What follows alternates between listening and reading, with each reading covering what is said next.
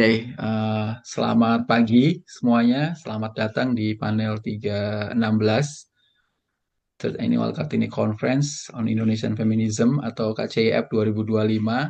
Tema sesi panel kali ini adalah adaptasi perempuan di tengah dinamika budaya dan adat. Ya, jadi kita akan mendiskusikan tema klasik sebenarnya ya, kalau dalam uh, tradisi atau gerakan perempuan Indonesia atau gerakan feminisme Indonesia, tema di mana kita nggak pernah bisa lepas karena yaitu gerakan perempuan, gerakan feminisme dengan berbagai isunya itu selalu berbenturan, gitu ya, selalu dihadapkan dengan keperluan untuk bernegosiasi dengan berbagai praktek dan norma-norma budaya dan adat.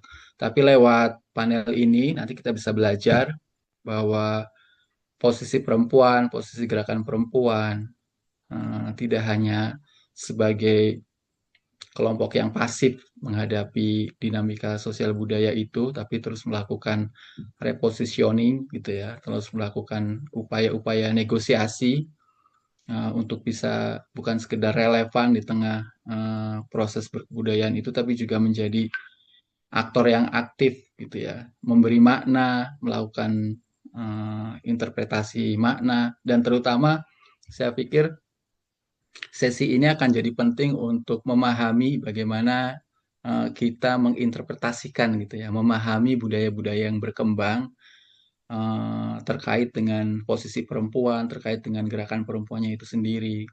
Ada 4 panelis di sini dengan 4 judul paper yang berbeda.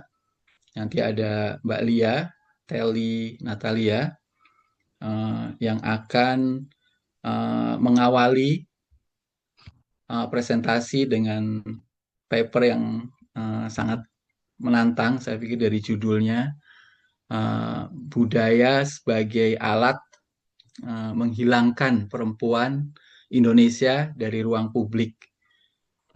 Dari judulnya saya pikir ini sudah sangat provokatif gitu ya.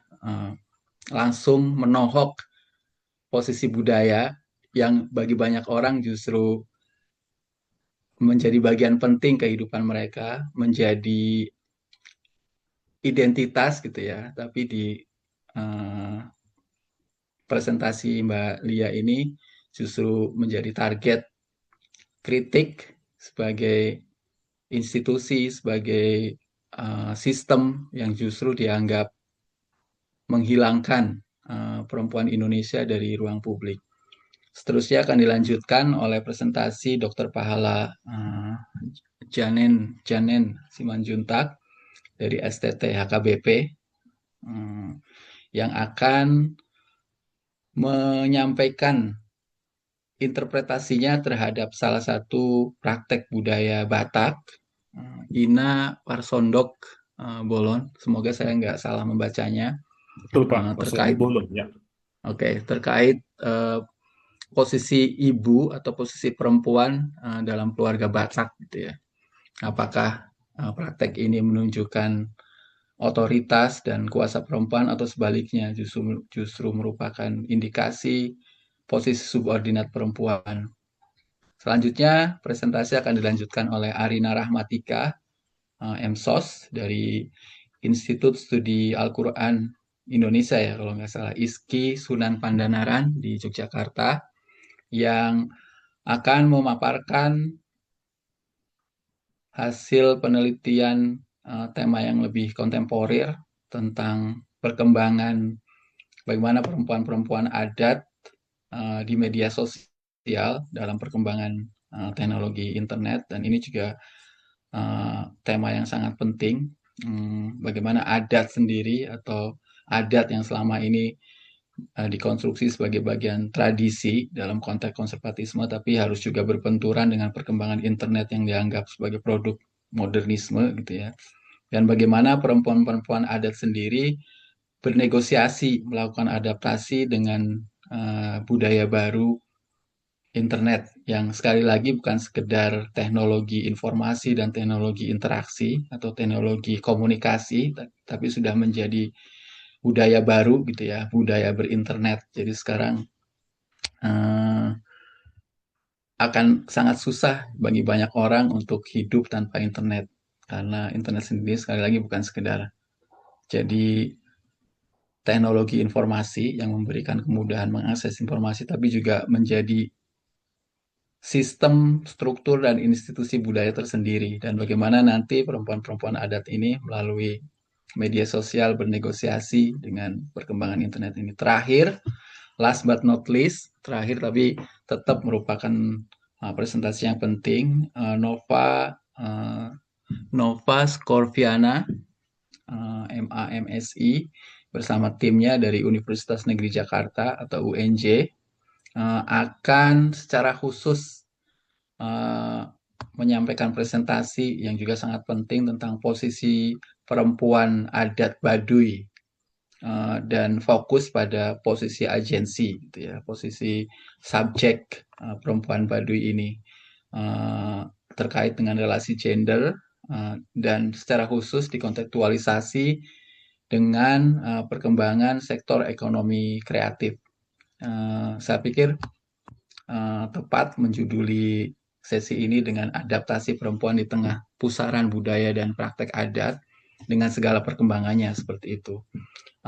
Kita akan punya waktu sampai sekitar 1 jam setengah dari 11.30 tadi. Jadi kita akan menyelesaikan proses diskusi pada jam 13 ya, 13.00 waktu Indonesia Barat. Uh, jadi kita akan memberi kesempatan tiap-tiap presenter atau panelis untuk menyampaikan presentasi sekitar 15 menit. Setelah itu akan dilanjutkan dengan sesi tanya jawab atau komentar. Kita langsung aja mulai dengan memberi kesempatan pada presenter pertama, Mbak Lia atau Teli Natalia, yang akan Mbak Teli dari komunitas perempuan berkebaya, Serumpun Bakung, dan juga Forum Berbagi, yang akan menyampaikan presentasi tentang budaya sebagai alat menghilangkan perempuan Indonesia dari ruang publik. Saya persilahkan 15 menit dari sekarang, Mbak Lia. Ya, terima kasih Dan Mas Farid. Mas Ruli minta tolong dibantu share screen-nya ya. Baik, terima kasih Mas Farid dan Mas Ruli minta bantuannya. Salam 24 jam untuk kita semua. Salam sehat dan rahayu.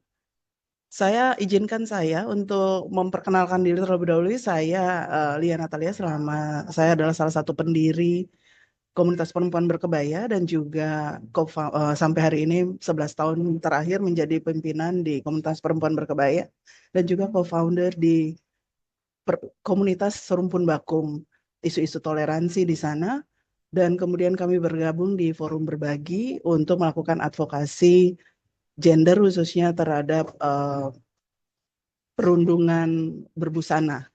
Nah, izinkan saya memulai presentasi saya dengan membacakan kembali abstrak saya. Jadi perempuan Indonesia dihilangkan dari ruang publik mungkin adalah pemikiran ekstrim.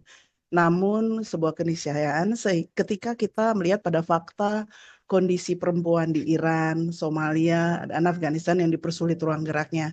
Di Afghanistan misalnya hari ini burung-burung boleh berkicau, namun perempuan dilarang untuk memperdengarkan suaranya, bahkan saat berbicara dengan sesama perempuan saat di dalam rumah sendiri. Ini bukan soal dogma agama. Spektrum yang ditinjau sangat banyak, termasuk dengan sistem patriarki yang menjadi dasar berbagai kebijakan bias yang sama sekali tidak peduli pada penjaminan hak-hak perempuan.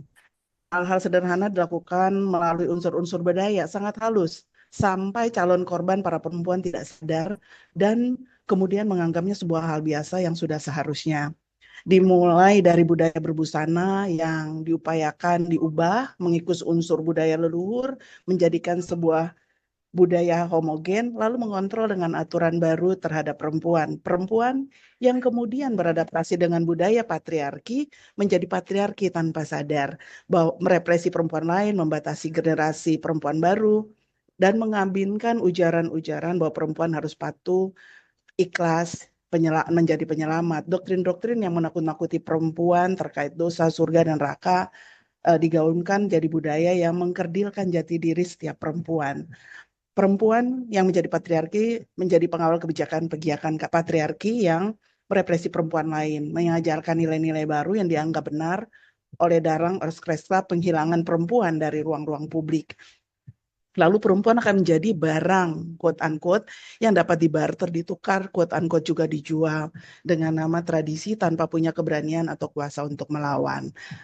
Dari abstrak tadi, kemudian saya akan membahas tentang apa sih latar belakang boleh next, Mas? Apa sih latar belakang yang mendasari saya berpikir demikian? Ini intermezzo, inilah budaya kita hari ini, sangat luar biasa. Next. Budaya adalah perilaku manusia yang terintegrasi dengan lingkungan sekitarnya. Jadi ada kita sepakat di situ bahwa ini diciptakan di dalam keseharian kita. Jadi berarti ada bahasa, ide-ide, kepercayaan atau agama, adat istiadat, tata krama, institusi, hukum, dan lain-lain sebagai bagian dari budaya. Jadi kita sepakat di titik itu. Kemudian kita lihat pada perempuan. Perempuan ini adalah agen perubahan. Kenapa? Karena perempuan itu memiliki banyak sekali kemampuan multi talentanya.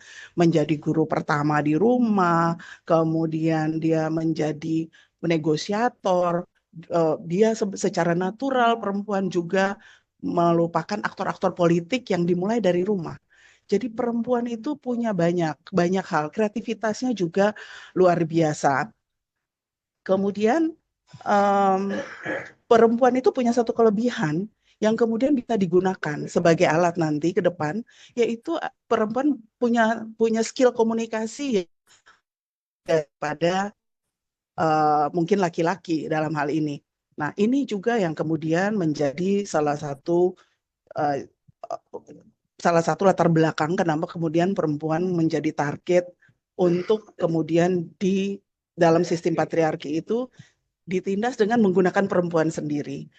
Kemudian faktor lain menjadi latar belakang yaitu makin meningkatnya budaya konservatisme berbasis agama khususnya di seluruh belahan dunia. Hari ini kita lihat di televisi di mana-mana ada far right, apa segala macam movement itu kemudian kan menggunakan agama, kemudian kita kenal Islamifobia dan lain-lain atau yang lain-lain agama yang merupakan produk budaya kemudian dipakai untuk melegitimasi banyak hal dan pemikiran-pemikiran. Dan ini sebenarnya akarnya balik lagi ke perempuan.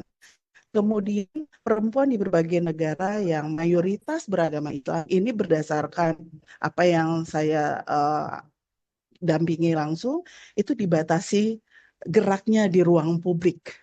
Ini yang saya peroleh dari pendampingan. Kemudian tujuan penelitian ini, next, adalah untuk mengetahui apakah budaya dapat digunakan sebagai salah satu alat atau sarana menghilangkan perempuan di Indonesia dari ruang publik. Karena kalau tadi kita bicara itu perbandingannya nanti dari luar sesuai abstrak yang tadi saya bacakan. Next. Lalu metode, ya ini intermezzo, ini saya mengkomparasikan antara budaya yang sebelumnya di Indonesia, banyak seperti di sebelah kiri, hari ini kita melihat ada kecenderungan mulai ke arah sebelah kanan. Ini ada di sekitar saya, di tempat saya tinggal itu full. Metode penelitian saya adalah kualitatif dan deskriptif, terlibat langsung dengan gerakan pelestarian pengembangan budaya, menghidupkan kembali artinya isu-isu toleransi dan advokasi pemaksaan busana menggunakan pendekatan diplomasi budaya, sejarah, antropologi, psikologi, HAM, dan masih banyak lagi elemen lain yang sebenarnya terkait satu dengan yang lain. Apa yang disampaikan pada paparan saya pada saat ini adalah merupakan hasil interaksi dan kerja-kerja langsung dengan para penyintas, para pelakunya, serta penelitian terlibat. Saya terlibat langsung di dalam pendampingan, bertemu langsung dengan penyintas, dengan pelaku. Next.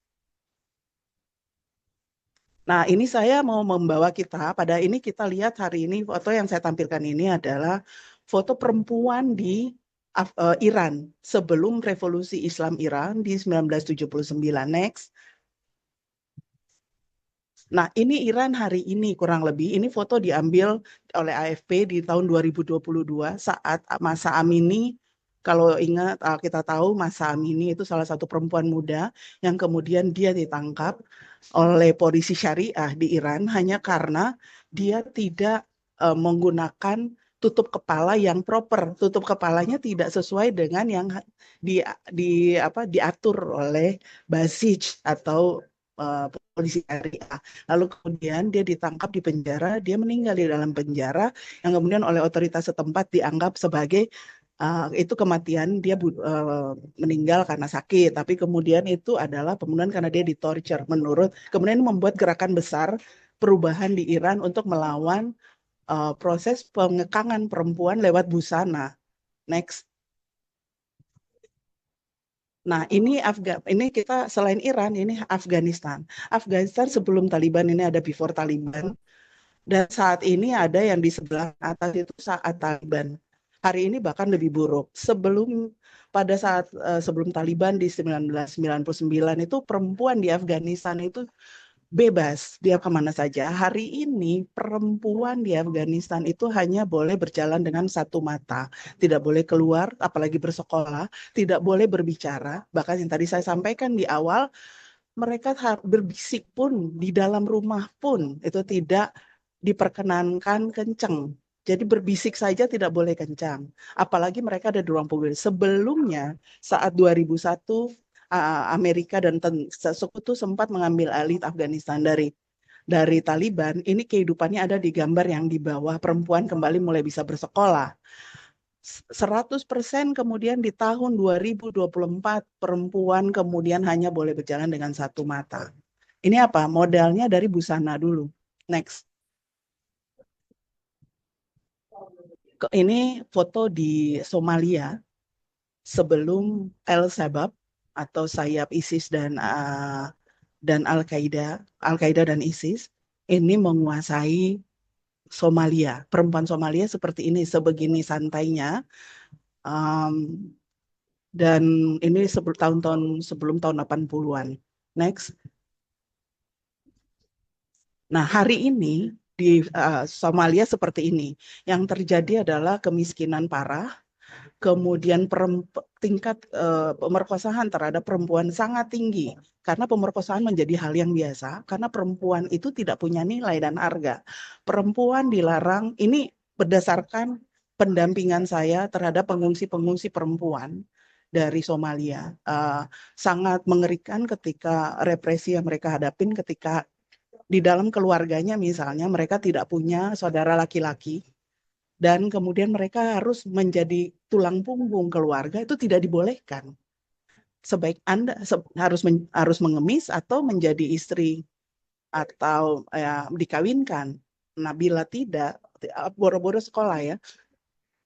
Ya kalau tidak Anda memutuskan untuk bersekolah atau mencoba bekerja, itu ancamannya luar biasa. Yang saya dampingi sangat-sangat mengerikan, dan itu bukan hanya trauma psikologi tapi fisik, itu seumur hidup dicacatkan banyak.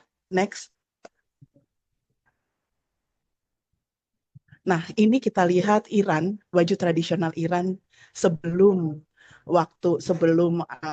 ada revolusi Iran. Ini busana tradisionalnya. Kalau tadi kan awal-awal itu lebih modern, ini tradisionalnya sangat warna-warni. Hari ini yang kita lihat di Iran lebih banyak warna gelap. Next. Yang ini adalah busana tradisional Afghanistan. Saya berkesempatan 2 bulan yang lalu melihat langsung busana tradisional seperti ini di Jakarta. Dan luar biasa, mereka menggunakan ini dengan sembunyi-sembunyi karena teman-teman perempuan dari Afghanistan masih menjadi pengungsi dan pencari suaka. Jadi mereka tidak bisa terang-terangan. Saya sempat berfoto dengan salah satu, tapi tidak bisa saya tampilkan karena saya memang harus minta izin. Saya harus menutup mukanya dan segala macam. Next. Nah, ini perempuan Somalia. Perempuan Somalia dulu sebelum ada El-Shabaab seperti ini. Hari ini tidak boleh. Bahkan yang saya temuin perempuan-perempuan Somalia ini ketika mereka sudah ada di negara baru pun mereka tidak sadar haknya sebagai perempuan, bahwa di negara-negara seperti di Indonesia misalnya, perempuan itu dilindungi haknya. sangat-sangat dilindungi. Tidak bisa semena-mena laki-laki memperlakukan mereka. Mereka tidak sadar dan ketakutan ini terus membawa mereka dimanapun mereka pergi. Bahwa mereka adalah manusia yang lemah. Mereka tidak bisa speak up. Mereka harus berhati-hati. Ini yang saya temui. Next. Nah, ini Indonesia. Indonesia sebelum reformasi 80-an 70-an ini fashion kita kurang lebih seperti ini. Next. Nah, hari ini busana Indonesia ini akan lebih banyak menonjol seperti yang kita lihat ini. Ini parade fashionnya.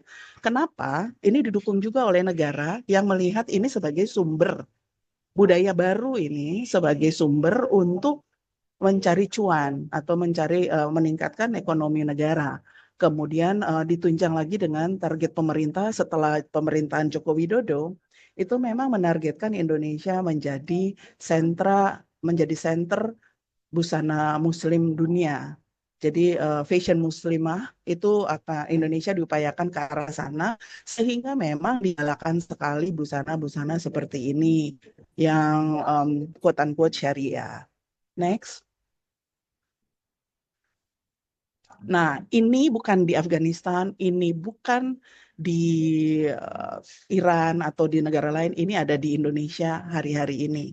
Ini bukan masalah yang saya ingin menakut-nakuti kita semua, tidak. Tapi ini bukan masalah sepele. Apakah perempuan akan seperti ini? Ini akan menjadi pertanyaan kita bersama. Apakah kita ingin yang tadi kan kita sudah membandingkan. Bahkan di dalam fashion busana muslim pun kita masih melihat warna-warni. Hari ini Indonesia nih, di lingkungan tempat saya tinggal itu warawirinya seperti ini sudah sangat banyak. Peningkatannya dari tahun ke tahun luar biasa. Di antara 10 perempuan yang berjalan, ada kemungkinan saya melihat 2 perempuan seperti ini. Hari ini di Jakarta Selatan tempat saya tinggal. Next. Nah, ini busana kita yang kayak, apakah kita ingin itu hilang dengan slide sebelumnya? Next. Next. Nah, kenapa busana menjadi penting? Kenapa busana menjadi alat yang tadi dipakai dan menjadi penting? Karena busana itu melekat dengan diri setiap individu.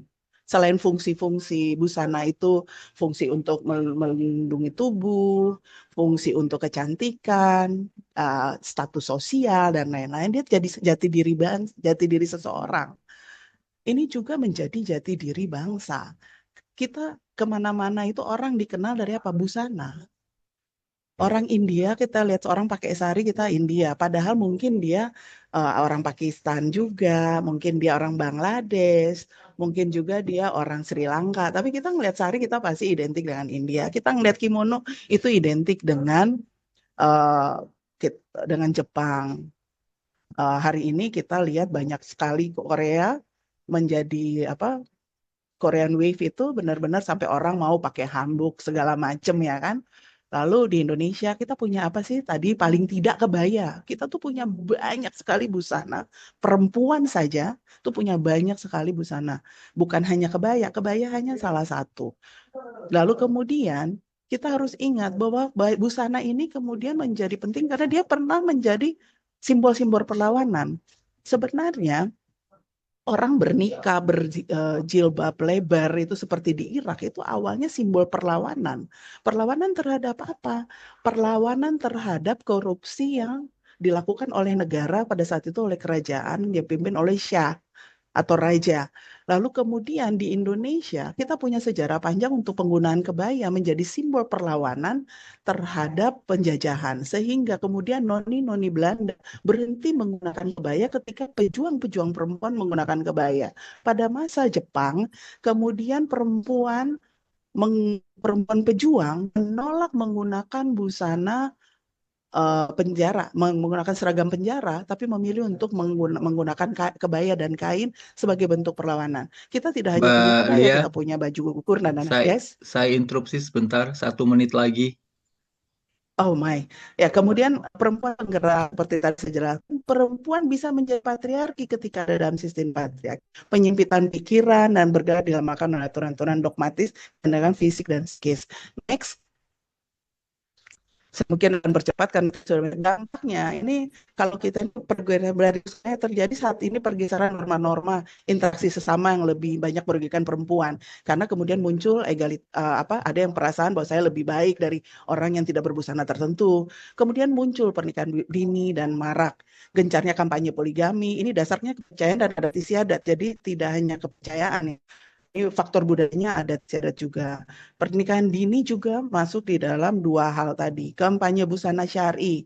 Ini bisa nanti berakibat pada defisiensi sinar matahari dan lain-lain dan berakibat pada generasi yang lebih lanjut. Perempuan kembali ditarik kerana kekuasaan patriarki, masuk lagi ke rumah karena tadi budaya tradisi. Next. Nah, kita melihat sekarang ini angka-angka Indonesia hari ini menjadi masuk dalam 10 besar dan di peringkat keempat pernikahan dini di dunia menurut UNICEF di 2024. Kita lihat ini di bawah 18 tahun sebanyak 25 jutaan orang lebih. Next. Kemudian ini 7 provinsi yang kita lihat Nusa Tenggara Barat, Papua, Sulawesi Barat. Jadi kita tidak hanya satu faktor budaya.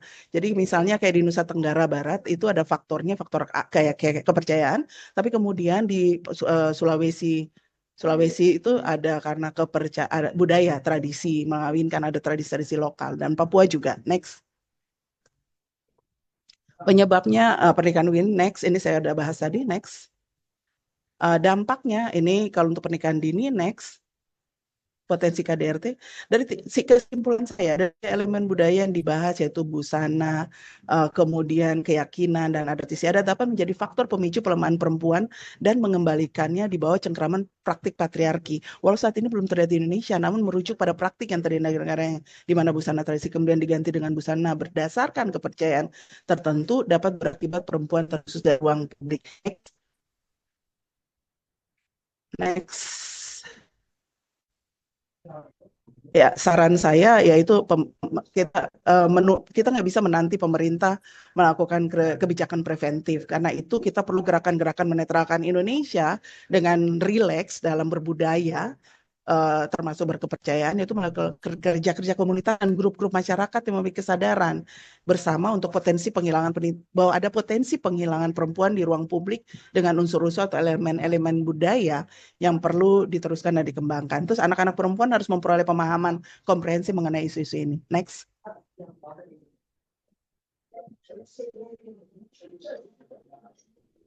Ini salah satu kampanye yang kami lakukan dalam jumlah kecil untuk tidak memaksakan orang berbusana. Jadi boleh Anda berbusana apa saja, tapi jangan memaksa orang lain misalnya. Next. Ini terima kasih. Ya, terima kasih Mbak Lia untuk presentasi yang provokatif tentang tren terakhir atau fenomena kontemporer pasca reformasi di Indonesia gitu ya, yang disebut oleh beberapa pengkaji Islam termasuk Martin van Brunesen itu sebagai menguatnya uh,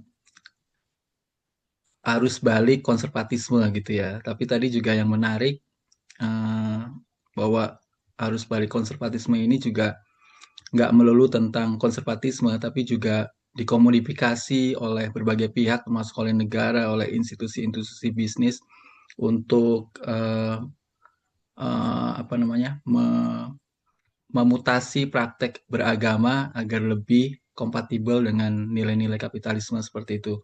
Dan yang paling penting adalah pertanyaannya kembali lagi, gimana posisi perempuan dalam konservatif turn ini, dalam komodifikasi konservatisme ini, apakah seluruhnya adalah korban atau ada ruang-ruang agensi. Nanti kita bisa bahas ya. Tapi kita akan balik melihat bagaimana posisi perempuan di konteks budaya yang lebih lokal. Dalam hal ini kita akan mendengar cerita dari Dr. Pahala Simanjuntak tentang satu praktek budaya dalam masyarakat adat yang sekali lagi ini adalah upaya untuk memahami atau upaya untuk melakukan interpretasi budaya terhadap posisi perempuan berhadapan dengan adat istiadatnya atau dengan budaya lokalnya. Kita dengarkan langsung aja Dr. Pahala Simanjuntak dari STT HKBP yang akan memaparkan judul presentasinya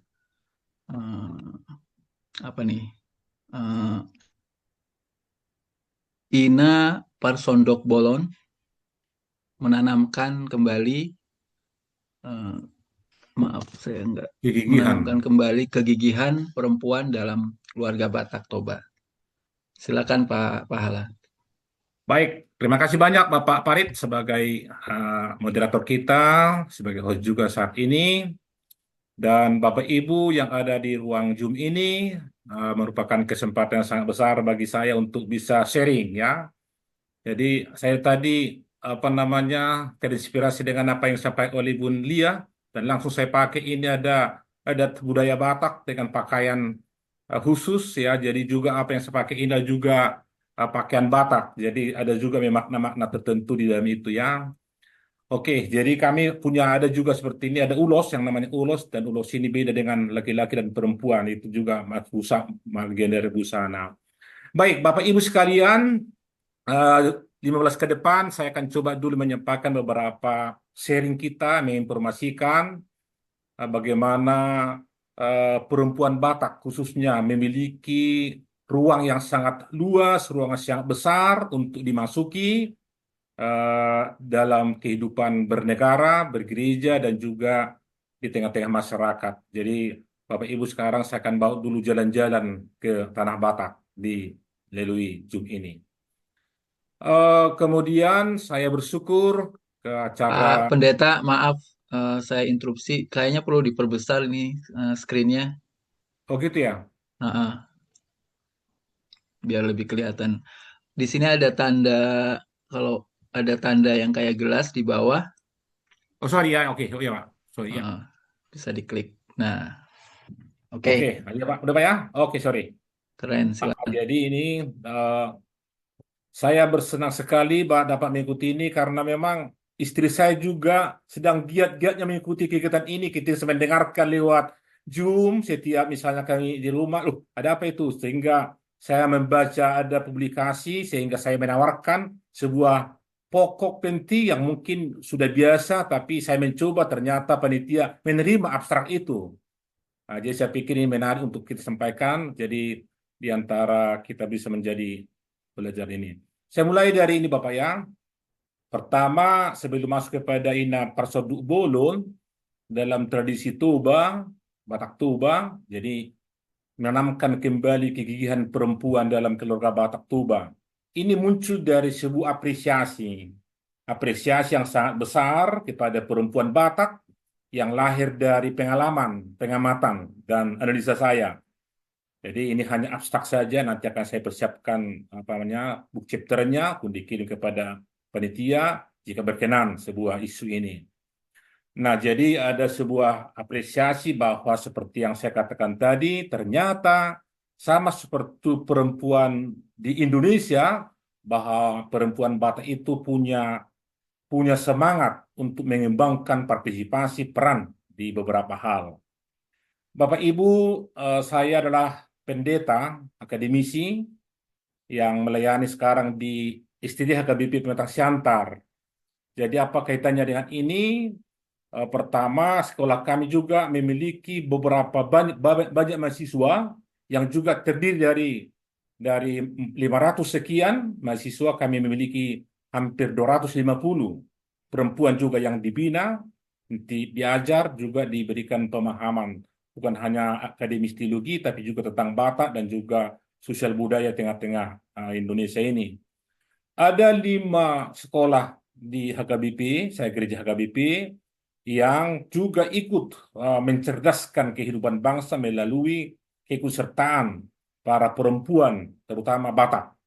Jadi ada namanya Sekolah Bible Pro, ini namanya Sekolah Bible Women, yang hanya mendidik para uh, wanita, perempuan untuk ikut terlibat di dalam masyarakat, memotivasi, mengadvokasi di dalam kehidupan masyarakat. Kemudian juga ada diakones, ini ada khusus pelayan gereja yang juga mereka khusus para perempuan. Tapi ada juga sekolah guru huria. Di sekolah guru huria ini ada juga laki-laki, ada perempuan yang juga ikut menimba ilmu dan hubungannya dengan pengembangan pelayanan. Kemudian kami sendiri di STD HKBP Pematang Siantar yang saya sebutkan tadi beralamat di Pantai Santar, Sumatera Utara, dan ada satu lagi perguruan tinggi teologi HKBP itu Sekolah Pendeta. Ini juga memiliki mahasiswa dari variasi antara laki-laki dan perempuan. Ya itu saja sementara untuk bisa saya perkenalkan dengan pribadi saya dan ini dengan topik ini. Saya mencoba mencari sebuah titel yang mungkin yang ya tidak baru mungkin seperti yang Bapak tadi katakan klasik lah ini ya, tapi tetap kontekstual yang saya lihat itu lahir dari pengamatan saya. Nah ini, jadi latar belakangnya sebenarnya suku Batak itu adalah suku yang terbesar di Indonesia. Jadi ada statistik yang mungkin agak dekat bahwa hampir 80 juta jiwa orang Batak, populasi orang Batak ada di Indonesia, dan itu tersebar di beberapa pulau atau juga bahkan di luar negeri orang Batak sudah hadir. Jadi antara perempuan Batak juga ada di sana. Dan awalnya kami berasal dari sebuah pegunungan Pusu Buhit yang disebut dengan Pulau Samosir, dikelilingi oleh Danau Toba, dan yang sangat indah. Jadi dalam masyarakat Batak ini, perempuan Batak itu memiliki peranan penting dan selalu mendapatkan apresiasi sebenarnya. Apresiasi yang tinggi karena kegigihannya dalam beberapa hal. Nah, kalau ada waktu kita akan cerita bagaimana saya mengungkapkan ada model perempuan Batak yang menjadi model bagi keluarga kami, bagi saya dan istri saya. Dua tokoh perempuan yang lahir dari keluarga kami menjadi contoh, model, role model bagi kami. Nanti seperti itu. Jadi perempuan dihormati dengan sebutan Ina Parsoduk Bolon. Jadi Ina Parsoduk Bolon ini adalah sebuah gelar kehormatan bagi perempuan yang sudah menikah. Jadi disebut Parsoduk Bolon itu dari kata soduk itu besar, sendok. Jadi kalau misalnya di tradisi Batak itu kan ibu-ibu yang selalu membagikan nasi dengan sendok besar. Jadi bolon itu besar. Jadi ibu Parsoduk Bolon yang diberikan gelar kehormatan kepada seorang ibu yang wanita sudah menikah dan dia sebagai ibu Parsoduk Bolon. Sama juga dengan sebutan-sebutan lain, itu Buruni Raja. Jadi orang Batak itu, perempuan itu disebut sebagai Buruni Raja. Putri Raja. Yang selalu menempatkan posisi sebagai Buruni Raja. Kalau misalnya dalam tradisi raja-raja itu kan anak dan burun itu tetap mendapat perhatian dan perilaku yang memang betul-betul menjadi seorang putri raja dan juga sebagai putra raja. Nah, jadi di sini saya lihat Parsoduk Bolon terhormat yang disebutkan ini. Bentar ya. Ya, jadi perempuan Batak Toba. Kenapa saya sebutkan perempuan Batak Toba? Karena Bapak Ibu ada suku-suku yang lain di tanah Batak. Jadi saya khusus dari Batak Toba yang awalnya berdiam di Toba Samosir atau Kabupaten Samosir dan Dolok Sanggul, Humbang ini ya. Dan di Sumatera Utara ini dominan adalah orang Batak misalnya. Jadi ada Batak Mandailing yang mereka tinggal berasal dari Sidempuan atau Tengah Selatan. Kemudian ada juga Batak Simalungun. Ini di Kabupaten Simalungun di tempat kami. Dan ada juga Batak Karo yang juga awalnya mereka di Brastagi, Tanah Karo. Kemudian ada Batak Toba. Jadi kamilah Batak Toba yang berasal dari Batak di Kabupaten Toba Samosir, Kabupaten Tapanuli Utara, dan kabupaten lain. Jadi ada puak-puak Batak yang terdiri dari seperti tadi. Jadi saya khusus menyoroti Batak Toba karena Batak tadi ada Simalungun, Karo, Mandailing, Karo, Pakpak. Pakpak juga ada. Pakpak itu dari Dairi, Sidik Kalang. Itu kira-kira Bapak Ibu kenapa saya menyoroti khusus perempuan Batak karena mungkin ada kesamaan, tetapi ada juga perbedaan. Tapi saya menyoroti dari suku saya sendiri, Batak Toba. Nah, pertama, saya melihat bahwa perempuan menjadi pengatur kehidupan rumah tangga, tanda kutip. Orang Batak itu selalu patriarkat, memiliki garis keturunan ayah. Selalu mengikuti. Jadi, saya marga Simanjuntak, anak saya marga Simanjuntak. Jadi, istri saya baru Lumban Gaul, jadi menurut. Jadi, Nyonya Simanjuntak seperti itu. Jadi, istri saya juga hadir di Zoom ini. Dan kami memiliki 3 putra, 1 putri. Jadi setiap dia Patrick Simanjuntak, bukan Patrick Lubanggaol, tapi Patrick Simanjuntak, Parlaungan Simanjuntak, Paulus Simanjuntak, dan Priscilius Simanjuntak. Jadi tetap mengikuti. Jadi istri saya Nyonya Simanjuntak, seperti itu. Namun perempuan Batak dalam kehidupan rumah tangga ada sesuatu yang khas saya lihat. Dia menjadi pengatur, misalnya pengatur dan kutip bukan merajai, tapi lebih-lebih kepada memberikan apa namanya hal yang sangat memberikan pertolongan dalam hal ini kan. Kemudian hidup bertetangga dengan baik, memberikan selalu bertanggung jawab dalam memiliki makan. Jadi kami orang Batak itu tidak pernah nggak makan. Dengan cara apa? Ibu, orang tua, mama kami selalu mengusahakan entah ubi kah, entah jagung kah, entah kalau misalnya dulu orang Batak tidak memiliki nasi misalnya, bisa dicari lewat gadong dalam bahasa Batak. Ubi jalar, ubi kayu itu yang kami makan. Dan pisang direbus supaya anaknya tidak terkendala dalam aktivitasnya. Jadi misalnya pun, karena dulu misalnya bukan seperti sekarang, ada orang Batak yang masih di taraf di bawah apa namanya kemiskinan. Tapi soal makan Bapak Ibu, kami tidak pernah kelaparan ini. Entah apa saja bisa diusahakan oleh ibu. Ketiga adalah tidak hanya belanja, tapi mengatur, merencanakan kebutuhan keluarga. Jadi pada umumnya orang Batak itu bendahara kecil itu istri. Nah, dia yang menjadi sumber untuk mengolah dan belanja bukan hanya tapi merencanakan kebutuhan keluarga. Juga sama seperti di budaya-budaya lain. Tapi saya melihat ini. Jadi ada ibu yang selalu, mama saya 100.000 itu bisa menjadi 1 juta. Itu penglihatan saya. Itu saking hamaknya dia. Jadi misalnya kalau ibu saya menyimpan uang 100.000, itu harganya 1 juta. Nah, itulah kira-kira segini. Kemudian keempat, kehadiran perempuan penopang utama ketahanan keluarga Batak Tuba ini. Ketahanan, ya kegigihan itu. Ketahanan mereka dalam berbagai hal sehingga punya nilai tersendiri. Kemudian Parsudut Bolon tadi sebagai saya sampaikan itu adalah Ina Parsudut Bolon adalah istri yang cakap. Kalau istilah teologi itu istri yang cakap, istri yang beribawa, yang sudah memiliki tanggung jawab, yang memainkan perannya dengan baik. Yang sudah menikah, buri raja, yang secara harfiah berarti pemilik sendok besar. Oke? Jadi ketika pemilik sendok besar, dia harus melihat, dia harus ramah, dia harus bersahabat, dia harus memikirkan dengan keadilan yang harus diterima oleh anak-anaknya. Dia selalu apa namanya memberikan yang sungguh rata, ya. Secara tuturan dia sebagai seorang perempuan dalam keluarga Batak Tuba yang mengatur makanan untuk anggota keluarga serta memastikan ketersediaan makanan meskipun dalam kondisi miskin.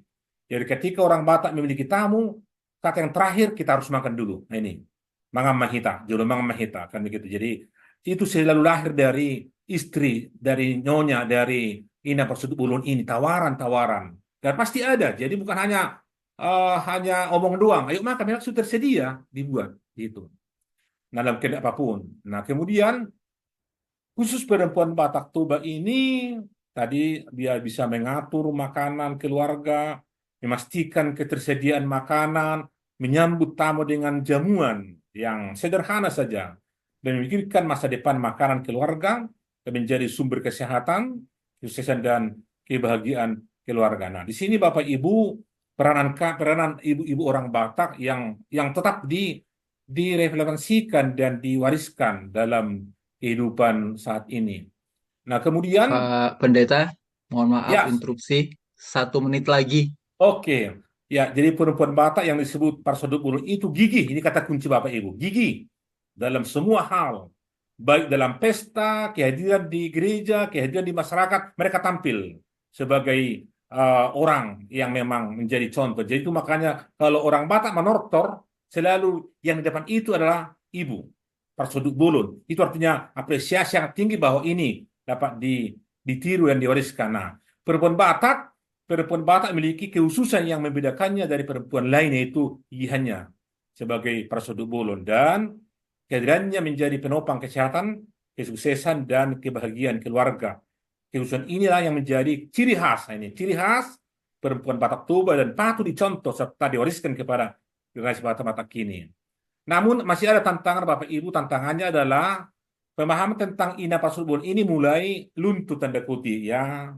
Itu sebabnya sedikit banyaknya mempengaruhi kesuksesan mungkin di kalangan orang Batak karena tantangan ini semakin berkembang fungsi peranan dari Ina Pasubun ini mungkin mulai kurang dipahami sehingga perlu ditingkatkan. Oleh sebab itu di sekolah-sekolah kami itu ada pusat studi kebatakan, kabatahan untuk mencoba mengembalikan kembali fungsi budaya itu terutama dalam kehidupan orang Batak. Nah, maka relevansinya saat ini adalah bagaimana pemahaman tentang Ina Persuduk itu tetap dapat ditingkatkan kembali supaya dapat ditanamkan dalam keluarga Batak. Hal ini membuat banyak keluarga untuk lebih berhasil nanti ke depan sehingga kelangsungan komunitas ini boleh semakin berkelanjutan di kemudian hari. Kesimpulan Bapak Farid ya.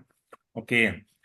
Jadi Ina Persuduk Bulun adalah sebutan terhormat tadi yang hanya berlaku bagi orang Batak Toba. Saya tidak tahu istilah lain bagi Batak yang lain, tapi Persuduk Bulun menyendok pemilik sendok besar, bendahara besar, perbahul-bahul, nabulun, ya, paramak nasurabalunon, persakana suramahi yang ada banyak istilah ini kepada Ina Persuduk Bulun di tengah-tengah kalangan orang Batak, dan itu merupakan sebuah kearifan lokal yang bernilai tinggi secara teologis dan budaya dan sosial yang selalu ditanamkan dalam kehidupan orang Batak. Dan kami bagi kalangan teologi selalu melestarikan ini karena ini kami anggap sebagai kekuatan, kekayaan kami sebagai orang Batak melalui warisan-warisan seperti ini yang mungkin juga dimiliki oleh suku lain. Tapi kami tetap komit bahwa Ina Persuduk Bolon di tengah-tengah keluarga Batak itu salah satu peran penting yang tetap juga hormat kepada suami, hormat kepada orang lain, tapi tetap memiliki peran penting. Bapak sebagai kepala keluarga, tapi peranan istri, peranan ibu Persuduk Bolon tetap memiliki kelebihan nilai plus yang diwariskan kepada generasi selanjutnya. Bagaimana ini tertanam? Itulah melalui pendidikan dan seminar-seminar dan juga lewat tulisan-tulisan kami. Demikian Bapak Harit, mohon maaf kurang lebih sampaikan. Demikian. Terima kasih. Iya. Terima kasih Kembali kepada Pak Farid. Pendeta Dr. Pahala Simanjuntak untuk sharing tentang salah satu bentuk alternatif produksi narasi atau produksi interpretasi budaya lokal gitu ya, dalam konteks ini adalah budaya Batak yang kemudian bisa membuat kita paham posisi perempuan Batak sendiri dalam konteks dinamika adat istiadat dan budaya Batak itu sendiri. Karena waktu saya tidak berkomentar dulu, kita langsung aja ke presenter selanjutnya, yaitu Arina Rahmatika dari ISKI Pandanaran, Yogyakarta, yang akan presentasi tentang perempuan adat dan sosial media. Ini juga tema yang saya pikir menarik gitu ya, untuk menunjukkan bagaimana produksi-produksi alternatif interpretasi budaya dan memahami posisi perempuan dalam dinamika budaya itu terus dilakukan. Saya langsung aja menyerahkan sesi ini 15 menit untuk Arina Rahmatika menyampaikan presentasinya dari mulai sekarang. Silakan.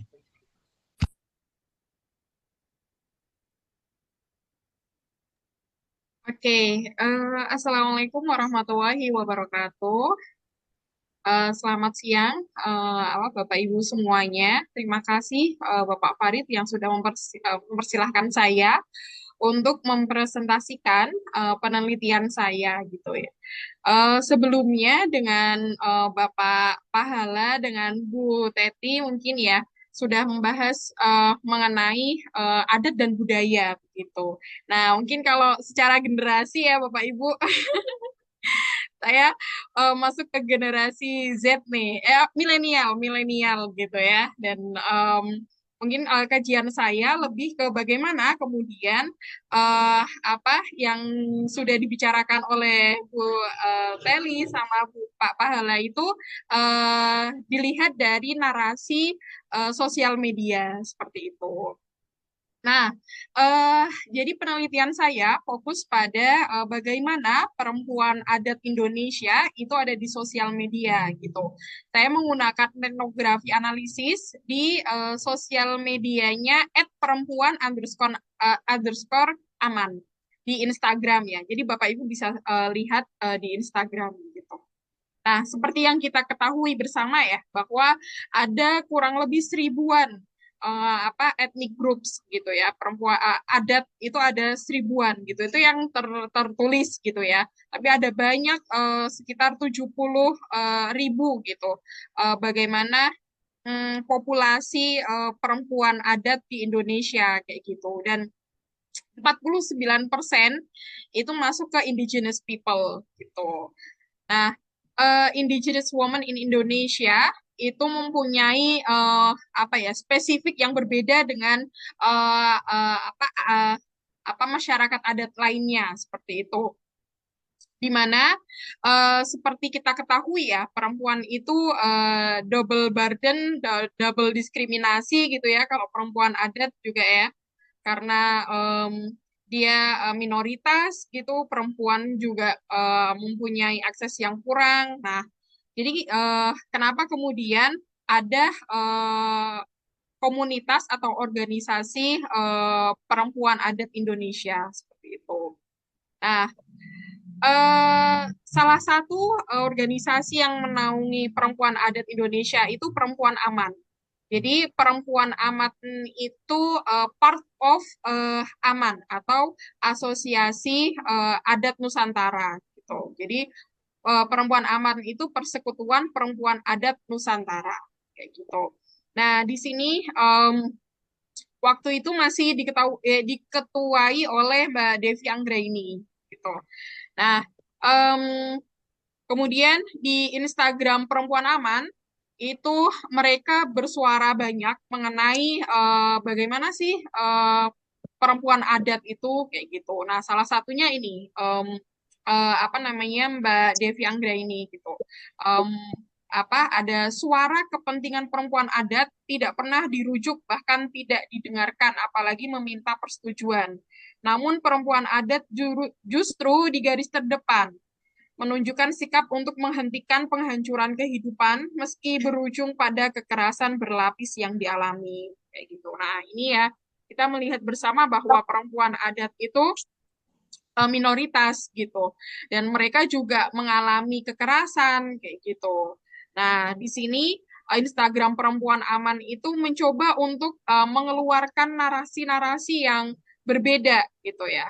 Di mana uh, salah satu ya yang bisa kita lakukan sekarang di sosial media untuk merebut wacana mengenai perempuan adat itu ya dengan mengeluarkan narasi-narasi di sosial media. Nah, salah satunya oleh Perempuan Aman. Nah, kemudian Perempuan Aman ini bisa dilihat Perempuan Aman ya Instagramnya itu kayaknya ini udah data yang lumayan lama. Jadi ada 3.000-an follower dan cukup aktif memposting ya isu-isu tentang perempuan adat gitu sampai 600-an postingan gitu. Dan di sini memperlihatkan bahwa perempuan aman memang berfokus pada mainstreaming isu mengenai narasi-narasi apa sih sebenarnya perempuan adat Nusantara itu.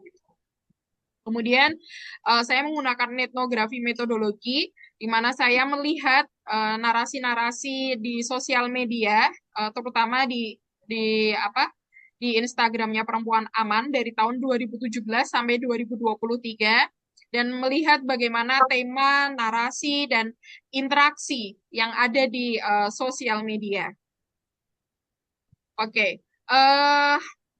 tema utama dalam sosial media Perempuan Aman itu kita bisa melihat bagaimana apa sih yang sebenarnya pengen menjadi identitas perempuan adat Nusantara itu gitu sebagai organisasi perempuan adat yang berjumlah kurang lebih 1000-an suku adat gitu.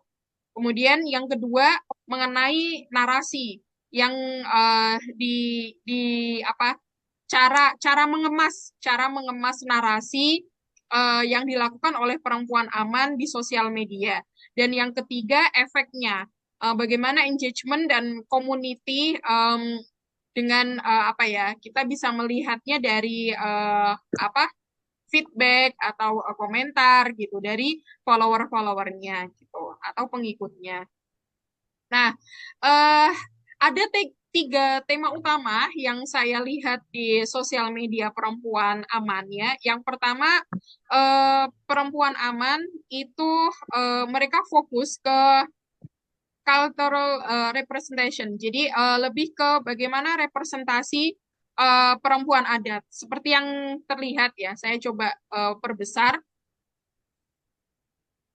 Ini salah satu unggahannya itu bagaimana ternyata perempuan adat itu mereka apa ini lagi apa sih namanya menenun ini ya kapas ya kayak gitu. Bagaimana perempuan adat itu merawat pengetahuan lokalnya kayak gitu.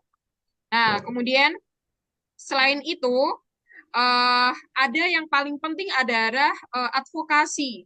Jadi perempuan adat itu tidak fokus pada apa ya permasalahan-permasalahan yang ada di apa di internal ya, tapi mereka juga mencoba untuk rights and advocacy. Jadi mengadvokasi human rights, isu-isu HAM, bahkan mengadvokasi gender justice atau keadilan gender kayak gitu. Ini contohnya salah satunya ya yang dilakukan oleh perempuan adat Nusantara.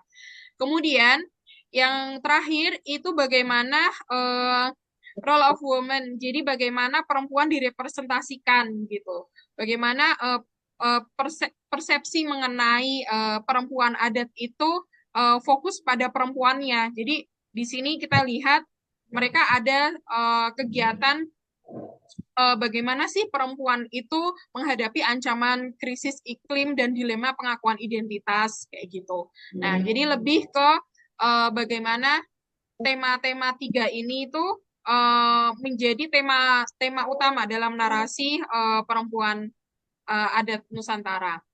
Kemudian dari visual style, bagaimana Instagram perempuan aman ini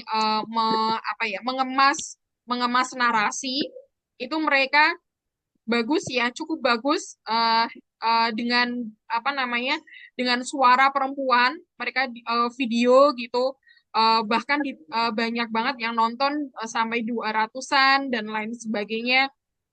Itu memperlihatkan bahwa ada pengaruh utamaan narasi perempuan adat di sosial media gitu, terutama menggunakan foto dan video gitu. Dan itu lebih otentik gitu bahwa ternyata memang ada loh masyarakat adat perempuan tuh yang masih menenun menggunakan apa namanya ulat gitu ya. Nah, kayak gitu tuh. Jadi memperlihatkan kepada sosial media bahwa ternyata masih ada loh apa namanya perempuan adat yang bersuara kayak gitu. Dan ini memperlihatkan adanya apa ya narasi yang terus digaungkan gitu. Nah, kemudian ini ya. Nah, ini yang paling utama dari penelitian saya mengenai narasi gitu. Jadi kita bisa melihat dari keseluruhan Instagramnya Perempuan Aman itu yang paling diminati oleh masyarakat generasi Z atau milenial ya yang menggunakan sosial media Instagram itu lebih menyukai cerita-cerita storytelling gitu mengenai tidak banyak narasi gitu, banyaknya storytelling, kemudian menggunakan video, kemudian menggunakan foto gitu, dan itu memperlihatkan kehidupan asli gitu perempuan adat gitu. Dan yang paling penting lagi dari stories, video, kemudian dari foto bahkan itu tuh memperlihatkan ada advokasi aktivitis atau mengadvokasi secara tidak langsung ketika kita melihat aktivitas perempuan adat gitu. Oh, ternyata masih ada perempuan adat yang menjaga leluhurnya kayak gitu dan lain sebagainya. Dan merubah perspektif orang mengenai perempuan adat yang selama ini mungkin direpresentasikan negatif oleh beberapa kalangan kayak gitu. Seperti yang jauh dari modernitas, jauh dari apa namanya, hmm, apa ya, ya yang negatif-negatif lah mengenai perempuan adat. Nah, salah satu counternya dengan menyuarakan apa namanya, menyuarakan apa sih sisi dari perempuan aman itu sendiri.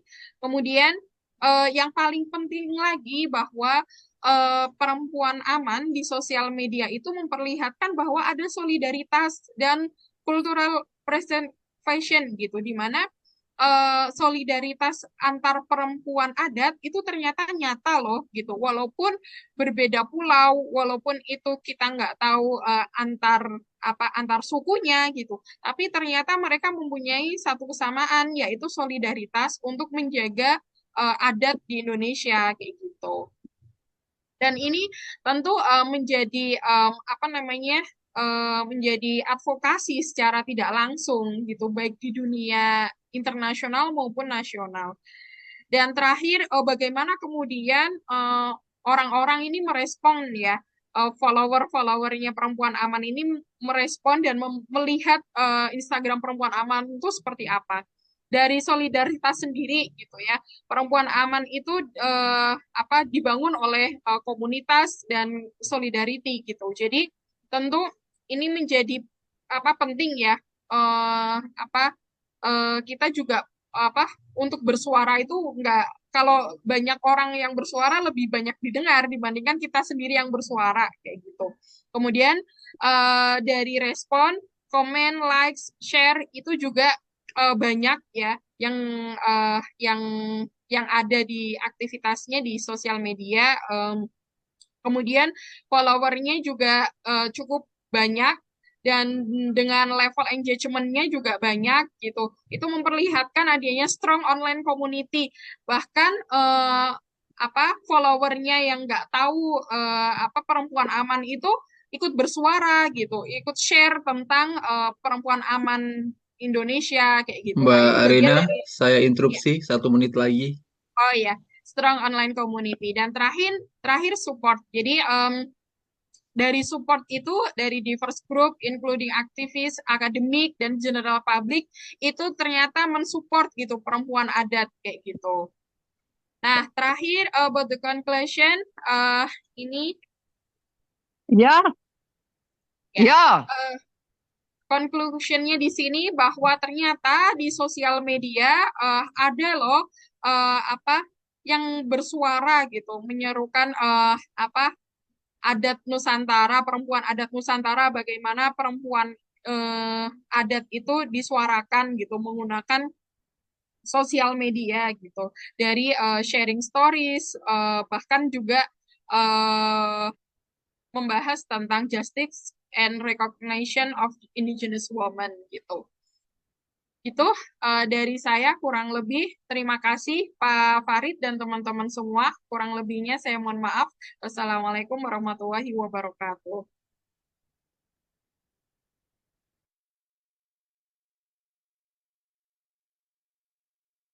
Terima kasih, ya, terima kasih Mbak Arina untuk memberi perspektif lain tentang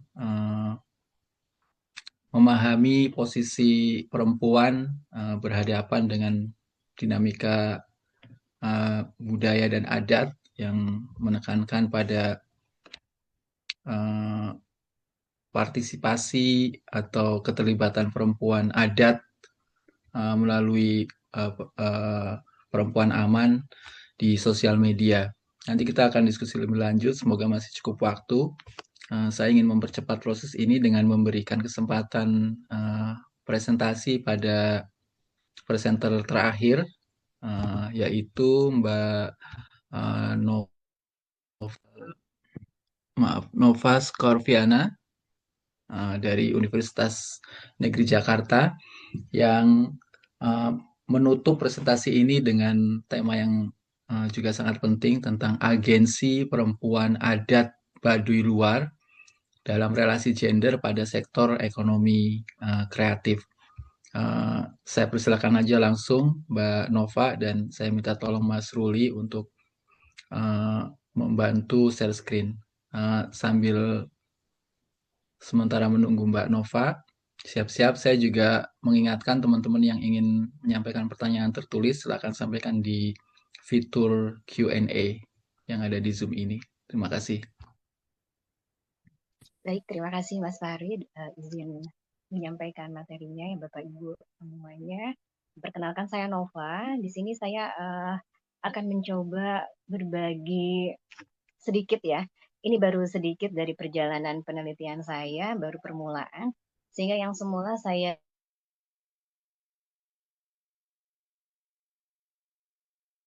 sektor ekonomi kreatif. Kemudian saya untuk agensinya saya kasih kurung ya karena belum selesai seluruhnya. Sehingga di sini mungkin saya akan lebih menyampaikan bagaimana posisi perempuan adat Baduy luar pada sektor ekonomi kreatif berbasis tradisi tenun ya. Ini juga data saya baru sampai di tenun. Harapannya sih semula ingin semuanya gitu, tapi masih tetap berjalan. Proyeksinya ya mudah-mudahan ini bisa menjadi apa namanya bahan untuk penelitian disertasi saya. Oke, mengenai bagaimana keterlibatan para perempuan adat di Baduy luar, terutama berkaitan dengan aktivitas ekonomi kreatif dalam hal ini adalah mungkin lebih kepada sektor pariwisata ya.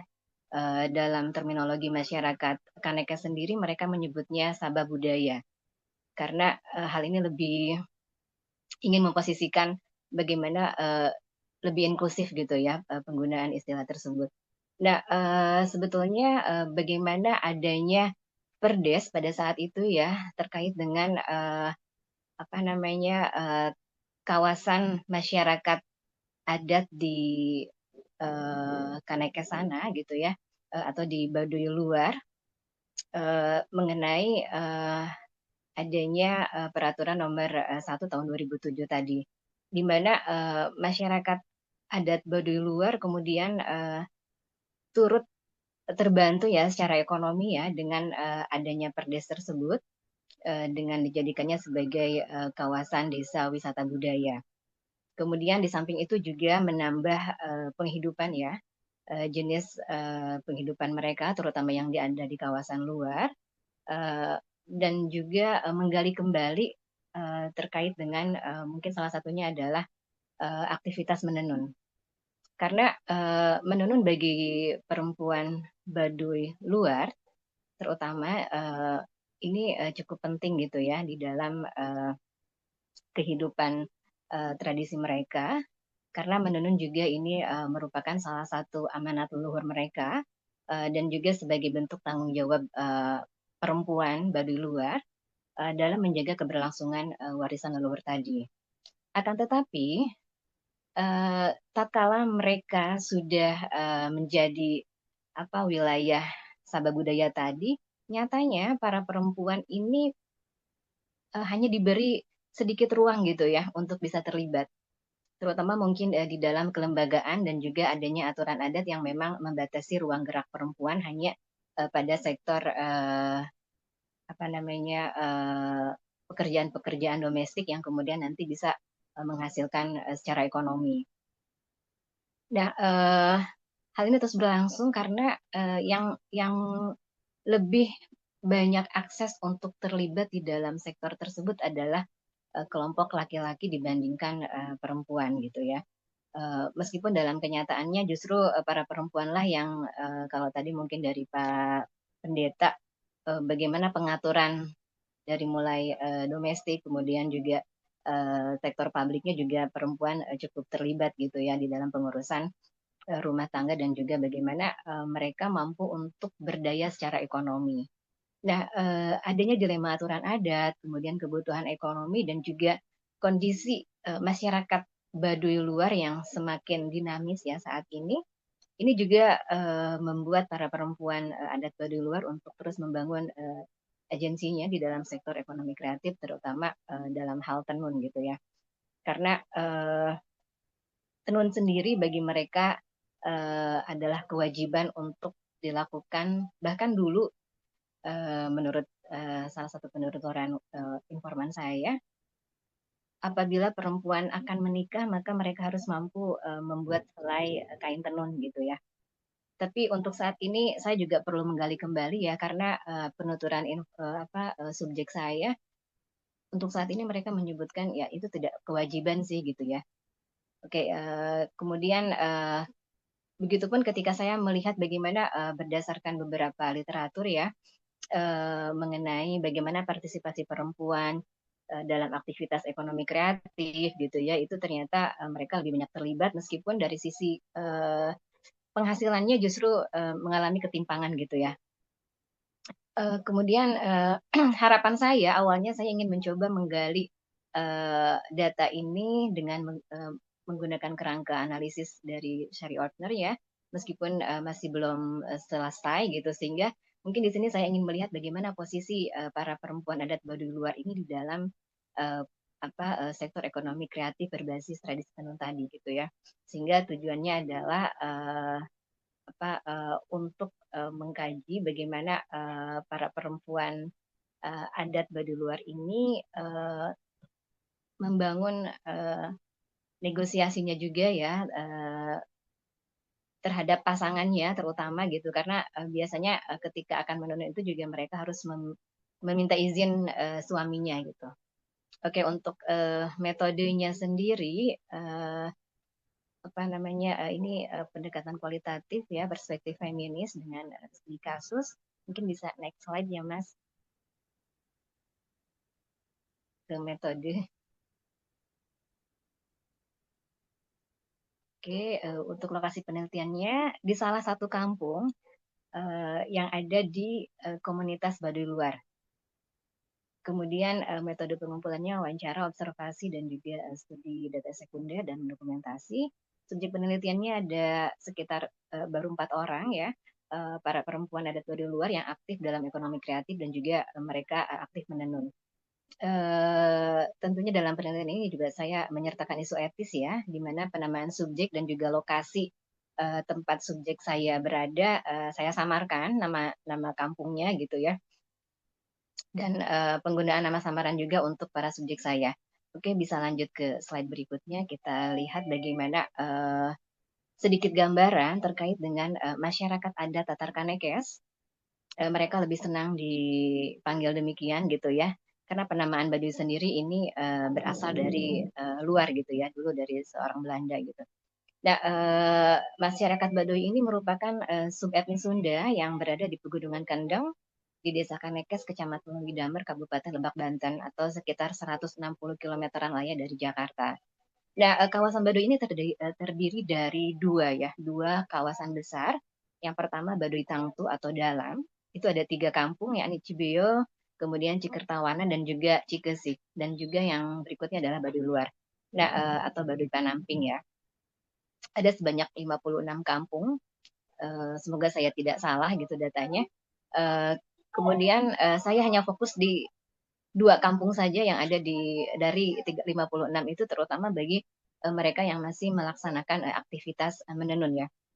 Kemudian secara kepemimpinan juga mereka terdiri dari 2 lembaga ya, Jaro Pamarentah atau kepala desa, dan juga Kapuunan atau Puun atau pemimpin tertinggi yang ada di masyarakat adat Baduy. Kemudian mata pencaharian utamanya adalah ngahuma ya, atau bercocok tanam padi lahan kering, dan juga berkebun. Sementara untuk Baduy luar, tadi di awal saya sudah singgung, saat ini mereka mengalami diversifikasi penghidupan gitu ya. Ada yang kerajinan tangan, membuat gula aren, madu gitu ya. Bahkan mungkin kalau yang tinggal di Jakarta, Bogor, sering kali kita temui orang-orang dari Baduy luar maupun dalam yang menjajakan hasil bumi mereka gitu ya. jarok, biasanya jarok ya hasil kerajinan tangannya. Kemudian mereka juga masih melaksanakan beberapa rangkaian upacara adat seperti Kawalu, Ngalaksa, dan juga Saba ya, Seba. Biasanya Seba dilakukan kepada Bupati Rangkas Bitung gitu ya, untuk memberikan hasil bumi mereka sebagai bentuk bahwa mereka juga bagian dari pemerintahan. Oke, bisa lanjut ke slide pembahasan, Mas.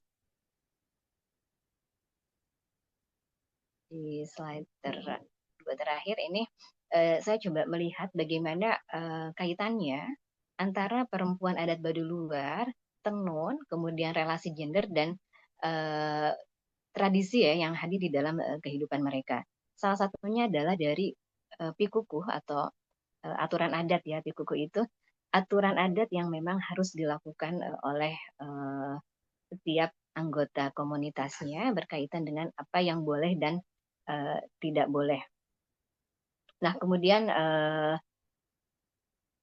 di sini saya langsung tertuju pada salah satu pikukuh yakni yang menyatakan gitu ya, kalau dalam bahasa Sundanya ini manuk hidup kujangjangna lauk hirup wangsangna jelema hirup ku akalna. Artinya di sini kita sebagai manusia tentu memiliki akal ya, maka kita diberikan otak untuk berpikir, bekerja gitu ya, dan juga berbahasa.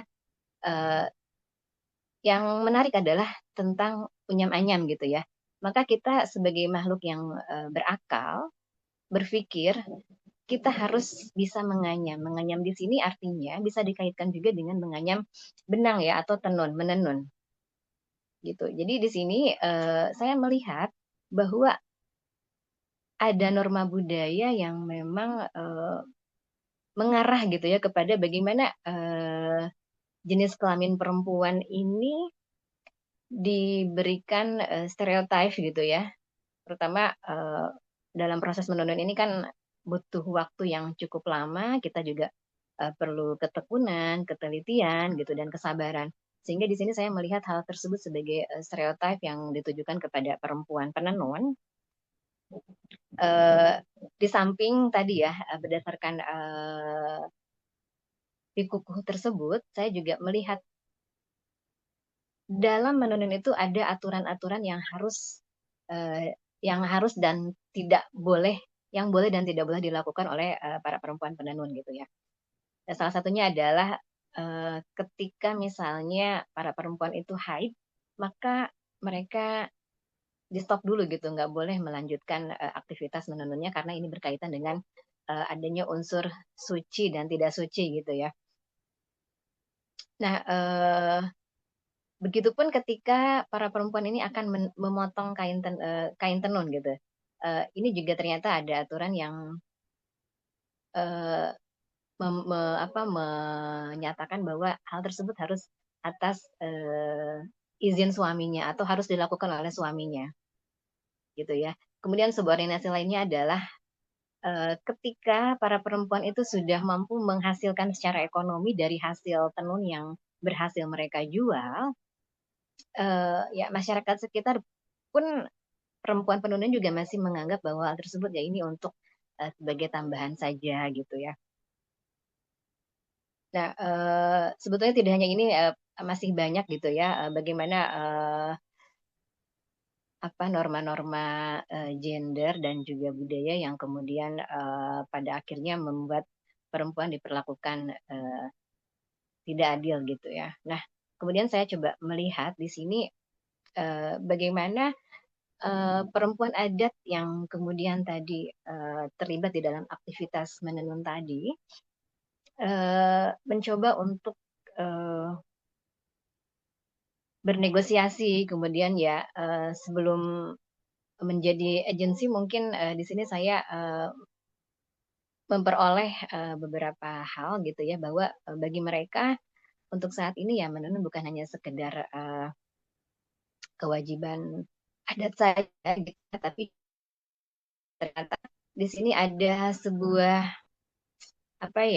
antara aturan adat yang seharusnya dan fakta yang kemudian dilakukan oleh mereka di sana ternyata oh ada juga ya yang untuk saat ini mengalami eh, pergeseran-pergeseran yang sebelumnya tidak saya bayangkan gitu ya. Saya pikir oh nanti mereka harus tetap melaksanakan apa yang sudah diperintahkan oleh adat. Akan tetapi dalam perjalanannya juga ternyata mengalami perubahan-perubahan gitu ya.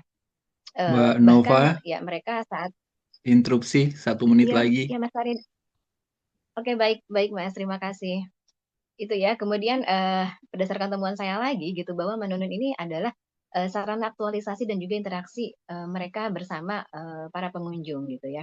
Karena ternyata ketika yang sebelumnya menunun ini hanya untuk kebutuhan sendiri saja dan sekarang sudah bisa menghasilkan secara ekonomi gitu ya. Di sini ada sebuah rasa bahagia, rasa bangga gitu ya di antara mereka meskipun di dalam kenyataannya ya eh, mereka juga mengalami multiple burden ya, terutama pada saat mereka dihadapkan dengan situasi-situasi yang cukup sulit gitu ya. Seperti misalnya ketika anaknya sakit, kemudian suaminya kerja ke kebun gitu ya, atau ke ladang, dia tidak bisa melanjutkan menenunnya gitu ya. Tapi di sini juga mereka memiliki strategi lain gitu ya, terutama pada saat orderan banyak, akhirnya dia salurkan gitu ya, dibagikan ke sesama para perempuan penenun lainnya gitu ya. Dan ada hal lainnya adalah bahwa di antara para perempuan penenun ini juga ada klasifikasi ya. Kebetulan perempuan yang menjadi subjek penelitian saya ini adalah kalau secara ekonomi dia posisinya secara kelas sosial itu berada di menengah ke bawah gitu ya. Sementara ada juga posisi yang di atasnya gitu ya, seperti pengepul misalnya. Sehingga akses terhadap pelatihan gitu ya, ini juga tidak bisa mereka capai gitu ya bagi para subjek penelitian saya. Kemudian satu hal lainnya adalah mengenai bagaimana uang hasil tenun ini kemudian mereka bisa simpan gitu ya untuk sebagai tabungannya. Jadi masuk ke kesimpulan mungkin secara garis besar memang perempuan dan baduy luar ini dalam aktivitas menenun tidak lepas dari yang namanya relasi gender yang timpang ya, yang ada di dalam komunitas dan juga di dalam rumah tangganya gitu. Sehingga hal ini gitu ya, meskipun mereka sudah berperan di dalam aktivitas ekonomi lokal, dalam hal ini adalah tadi ya tradisi tenun, tapi juga mereka tetap ya dibatasi aksesnya terutama karena adanya norma gender yang berlaku dan juga adanya adat istiadat yang kemudian apa menutup akses mereka atau membatasi akses mereka, tapi hal ini juga ternyata dijadikan sebagai peluang gitu ya untuk mereka bisa menghasilkan secara ekonominya. Dan ini bagi saya melihatnya ini sebagai sebuah salah satu ya bagaimana mereka membangun agensinya di dalam aktivitas ekonomi kreatif berbasis tradisi di masyarakat adat dari luar. Oke, itu saja dari saya. Terima kasih banyak. Selamat siang. Terima kasih Mbak Nova. Eh, sudah semua presenter menyampaikan presentasinya dan menyampaikan pikiran-pikirannya tentang posisi perempuan dalam dinamika adat dan budaya dari 4 perspektif yang berbeda. Kita masih punya waktu sekitar maksimal 10 menit untuk berdiskusi, memberikan tanggapan dan pertanyaan. Saya sudah punya 2 pertanyaan tertulis di sini. Untuk 2 pertanyaan, apakah ada pertanyaan lain yang ingin disampaikan langsung secara verbal supaya bisa disatukan dan lebih efektif diskusinya karena keterbatasan waktu. Kalau nggak ada, saya sampaikan aja 2 pertanyaan ini dan mungkin nanti saya juga bisa nambah pertanyaan lain. Pertama dari Mbak Esti. Mbak Esti ngasih pertanyaan buat Mbak Lia terkait dengan 2 gambaran yang seakan-akan paradoks gitu ya. Kalau dari banyak studi di luar yang tadi diceritakan oleh Mbak Lia, Indonesia ini dipotret sebagai negara atau masyarakat yang lumayan progresif gitu loh, memberi kebebasan beragama, memberi kebebasan memilih ekspresi beragamanya masing-masing, bahkan termasuk Islamnya sendiri. Kita jadi salah satu contoh Islam yang moderat, Islam yang progresif. Tapi dalam kasus yang dipresentasikan oleh Mbak Lia, Indonesia justru dipotret sedang mengalami penguatan konservatisme, di mana terjadi penyeragaman terhadap cara berpakaian, penyeragaman terhadap cara kita mengekspresikan kepercayaan dan seterusnya. Kira-kira bagaimana memahami dua potret Indonesia yang berbeda ini?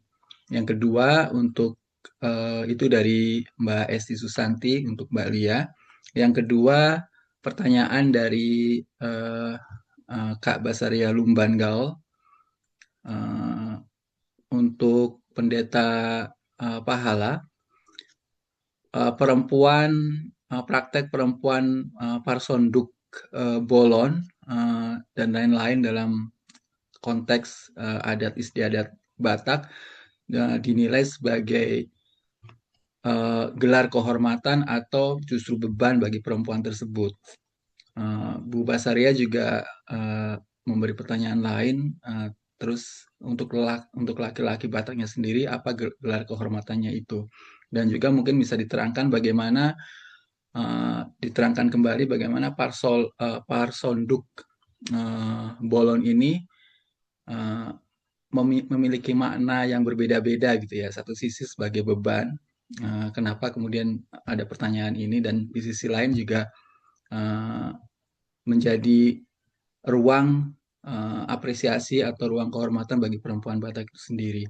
Itu mungkin saya nggak tahu cukup nggak waktunya untuk menjawab kalau ada pertanyaan lain, tapi saya ingin juga sedikit nanya untuk Mbak Arina terkait partisipasi perempuan adat di ruang sosial media. Kalau tadi salah satu dampaknya adalah mengekspos gitu ya, mengekspos mereka ke ruang publik yang lebih luas, termasuk pikiran-pikiran mereka, keinginan-keinginan mereka, harapan-harapan mereka, melalui berbagai upaya advokasi dan kampanye publik. Tapi sejauh mana sebenarnya partisipasi mereka di ruang internet gitu ya, di ruang sosial media juga turut mengubah posisi mereka dalam komunitas adatnya sendiri, misalnya kayak gitu. Apakah terjadi shifting atau pergeseran posisi mereka yang lebih dianggap sebagai posisi leader, misalkan kayak gitu, atau tetap, atau malah justru menjadi target target surveillance atau target kontrol karena dikhawatirkan ekspos adat, masyarakat adat itu justru dianggap membahayakan pada tradisi adatnya itu sendiri, misalnya kayak gitu. Mungkin pertanyaan itu sebenarnya saya masih pertanyaan lain, tapi takut waktunya nggak cukup. Sementara itu Mbak Nova juga bisa ikut menanggapi jika ada hal yang relevan dari pertanyaan yang tadi. Mungkin saya mulai dari Mbak Lia dulu untuk merespon. Silakan. Ya, terima kasih Mas Farid. Mbak Esti, terima kasih untuk pertanyaannya. Memang untuk Indonesia, suara saya kedengaran ya Mas ya? Bagus. Oke, untuk Indonesia itu memang kita ada sering yoyo gitu ya. Memang agak luar biasa karena di satu sisi ada kebebasan untuk berbudaya, beragama, dan segala macam. Kita penuh keragaman. Tapi memang fenomena global itu peningkatan konservatisme.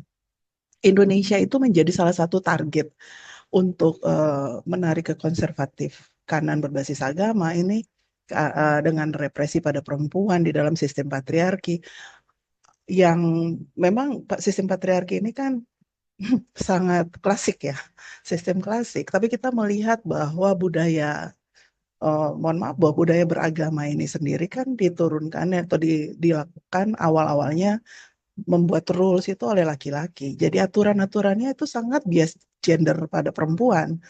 Jadi memang ketika kita membebaskan agama-agama, khususnya agama, saya menggunakan istilah agama impor, beda ya. Agama impor itu kan dia punya karakteristik, kalau kita bicara budaya agama impor itu rata-rata ekspansif. Bagaimana banyak-banyakan jumlah orang. Tapi sementara kalau yang diajarkan di dalam budaya Indonesia, awalnya tradisi kita, itu budaya-budaya yang keyakinan, kepercayaan atau agama-agama leluhur itu adalah agama-agama yang self control, lebih pada bagaimana kita meningkatkan kemampuan spiritualitas diri dan menjaga keseimbangan antara alam semesta dengan penciptanya lah, atau bagaimana kita menjaga alam. Ini dilihat di berbagai hal dan itu membuat kemungkinan perempuan dipatriarkikan itu memang sangat minimal ketika kita ada pada konteks budaya yang rileks untuk budaya-budaya culture. Nah, tapi hari ini Indonesia itu kan mayoritasnya beragamanya atau berkeyakinannya itu kan budaya-budaya beragama atau keyakinan impor lebih banyak mayoritas kalau kita melihat di dalam angka statistik, walaupun saya tidak percaya 100% karena yang hari ini thanks to social media bahwa memang banyak sekali anak-anak muda. Jadi tadi menyambung dari apa yang disampaikan oleh Mbak Ina, memang penggunaan media sosial ini cukup efektif dalam membuat budaya baru, sehingga kita bisa membalikkan lagi budaya-budaya tadi. Memang kalau dilihat representasi saya cukup mengkhawatirkan Indonesia. Indonesia itu tendensinya ke benar-benar ke yang lebih konservatif justru di saat kita di keterbukaan informasi. Namun dari temuan berdasarkan penggunaan media sosial juga dan interaksi langsung dengan kelompok-kelompok muda, mereka itu sudah melek dengan kita harus jaga Indonesia setidaknya untuk tidak orang mulai sadar lewat media sosial, orang mulai kemudian sadar tentang apa itu sih bias gender, SGBV dan lain-lain. Kemudian isu-isu feminisme ini kan menjadi banyak di media sosial. Hanya konservatisme Mbak Lea juga mohon benar dipersingkat. sangat kencang. Indonesia ini masih benar-benar ladang yang sangat kencang untuk pertarungan antara konservatisme berbasis agama atau budaya. Karena tadi kalau pernikahan anak itu adalah tidak serta-merta hanya karena faktor keyakinan, tapi juga karena faktor tradisi-tradisi yang bawa anak misalnya di Toraja kita lihat, karena Toraja anak perempuan kalau dia belum setelah menstruasi, masa menstruasi dia tidak punya menikah, itu tabu sekali, itu dia tidak laku nanti ke depannya. Nah itu jadi memang tapi bahwa agama atau kepercayaan itu menjadi salah satu momok ini kita melihat dari di luar sana. Saya sangat optimis bahwa dengan media sosial kemudian banyak orang bekerja, banyak kelompok teknik konferensi Indonesia Feminism ini salah satu ruang kita bekerja tanpa menggunakan pemerintah atau menunggu. Kenapa? Pemerintah ini bisa Mbak menjadi Lia, mohon salah maaf, waktunya udah habis karena dibatasi waktu. ya menjadi salah satu. Mas sedikit lagi, pemerintah ini sudah jadi pelaku untuk malah memperburuk konservatisme dan menggunakan metode-metode yang mengkerdilkan perempuan secara terstruktur memang. Terima kasih. Oke, terima kasih. Pak Pendeta Pahala, silakan. Ya, terima kasih Pak Arif yang membantu acara ini. Ya, terima kasih kepada pertanyaan dari Ibu Basaria tadi yang mencoba mengembangkan apa yang sudah saya sampaikan ini tentang persoduk bulun. Sebenarnya waktunya kurang banyak sehingga tidak bisa tercover dengan bagaimana maksud daripada ini persoduk bulun ini. Jadi kalau disebutkan sebenarnya gelar bukan seperti yang disampaikan dengan acara resmi, tapi itu otomatis itu melekat dalam diri seorang ibu perempuan yang sudah menikah, memiliki keluarga, dia disebut sebagai ina persoduk bolon. Nah, kemudian ada orang Batak itu memang kaya dengan sebutan-sebutan untuk menyampaikan apa namanya apresiasi tentang peranan yang dilakukan. Misalnya kalau ina persoduk bolon itu hanya kepada perempuan. Tapi kalau misalnya kepada ama, bapak, ayah itu bisa juga sebagai amang persinuan misalnya. Tapi ya juga bisa sebagai amanah marsahala. Jadi banyak gelar-gelar, sebutan-sebutan yang mencoba mengembalikan budaya Batak itu disandang oleh predikat seseorang, Batak itu bisa sebagai ayah, sebagai ibu, sebagai anak, tetap juga memiliki sebutan yang hormat untuk menunjukkan peranan pentingnya. Kedua, jadi ina prosedur burun ini bukan sebenarnya beban, bukan. Tapi itulah peranan yang harus dilakukan sebagai ina prosedur burun. Jadi itu lahir dari pengalaman sendiri yang harus diperankan. Tidak belajar dari akademisi, bukan. Tapi pengalaman-pengalaman sehari-hari harus dia tunjukkan dalam kehidupannya. Berikut, nah, walaupun dalam tradisi orang Batak Toba, peranan ina prosedur itu sangat sangat kuat, tapi tidak mengabaikan tugas-tugas lain, bukan menutup diri untuk ikut berkiprah, baik secara dalam profesi mereka, keusutan mereka di kancah politik, parlemen, eksekutif, dan semuanya boleh tampil. Jadi tidak tertutup kemungkinan. Hanya kepada Ina Sudut itu memang harus disandang itu. Jadi walaupun dia misalnya direktur, walaupun DPR, walaupun anggota dewan, tapi Ina Sudut harus dia miliki di tengah-tengah keluarga yang harus menahudai dan tekudi bagaimana kelancaran baik makanan, minuman, dan juga keberhasilan anak-anak tanpa juga mengabaikan peranan dari seorang ayah. Kira-kira begitu yang bisa saya sampaikan. Iya, Jadi dia bukan beban, tapi juga ya sesuatu yang harus melekat dalam dirinya yang oke. diberikan Ya, budaya Batak kepada seorang ibu yang menjadi istri dari suaminya. Ina Persoduk mhm. Bolo. Jadi gelar lain juga untuk orang bapak banyak. Nanti akan bisa diskusikan lagi di forum-forum yang Ya, lain, termasuk di tulisan saya nanti akan kita sebutkan juga. Kembali kepada terima Pak Farid. kasih. Terima kasih. Terima kasih Pak Pendeta Pahala. Selanjutnya Arina, kalau mau memberi respon. Halo Arina, nggak ada? Oke, iya. Eh, Tadi masukan dari Pak Farid itu apa next penelitian Pak. Jadi harapannya gitu ke depannya saya bisa mengcapture gitu bagaimana posisi perempuan dampaknya ya sosial media masuk ke perempuan adat gitu. Ini menarik Pak Farid, cuman saya butuh waktu untuk banyak wawancara ya ke teman-teman Oke, perempuan adat. Terima kasih insight-nya Pak Farid. Terima terima kasih. kasih. Mbak Nova, mau ada yang mau disampaikan? Merespon beberapa isu yang tadi muncul di diskusi? Iya, terima kasih Mas Farid. Tadi mungkin ya mengenai bagaimana peran perempuan yang di Batak itu ya, saya kira ada hal yang kemudian akhirnya membuat perempuan ini memiliki posisi yang eh, apa ya, mungkin kalau ranah apa namanya ketidakadilan gender, dia akhirnya gitu ya, meskipun dia di ranah domestik sebagai ibu, sebagai istri, kemudian di luar juga dia berkontribusi. Jadi bagaimana multiple burden itu kemudian akhirnya diterima gitu ya oleh perempuan dengan adanya nilai-nilai budaya yang kemudian mengatur gitu ya sedemikian rupa sehingga akhirnya yang terjadi adalah justru perempuan mengalami posisi yang tidak setara lagi gitu. Itu saja mungkin dari saya, Mas Farid. Ya. Mhm. Terima kasih semuanya sekali lagi untuk diskusi salah satu tema klasik dalam gerakan feminisme Indonesia gitu Pak ya, Farid, ada satu perempuan dan kalimat tadi budayanya. tertinggal. Ada satu kalimat Sil- tertinggal tadi Pak. Bisa hanya 1 menit, 5 detik. Alah, 5 detik. silakan Pak. Ya, tadi saya bilang bahwa saya belajar dari dua perempuan Ina Bolon, yaitu ibu saya yang melahirkan saya dan mertua saya, orang tua dari istri saya itu menjadi role model bagi kami yang menanamkan ini dalam budaya Batak, Ina Bolon. Jadi mama saya itu pintar memasak, pintar merawat dan membesarkan anak, dan juga mertua saya itu disiplin dalam segala hal dan juga selalu proaktif, tidak mengabaikan tugas di tengah keluarga, tapi tampil sebagai Ina Bolon, dan itu menjadi role model bagi saya dan istri saya dan juga bagi keluarga kami. Terima kasih, Pak. Ya, terima kasih.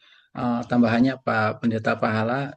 Dan sekali lagi, seperti yang saya bilang di awal, bahwa diskusi tentang tema ini sekali lagi menunjukkan budaya sebagai ruang kontestasi yang terus-menerus gitu ya, diperebutkan. Nah, disinilah kesempatan bagi kita sebagai orang yang percaya pada nilai-nilai keadilan, nilai-nilai kesetaraan, nilai-nilai humanis, bahwa seharusnya budaya juga menjadi bagian dari perjuangan itu. Budaya tidak sebaliknya menjadi ruang opresif, menjadi ruang otoritarianisme, tapi menjadi ruang yang lebih demokratis, di mana semua ekspresi bisa disampaikan.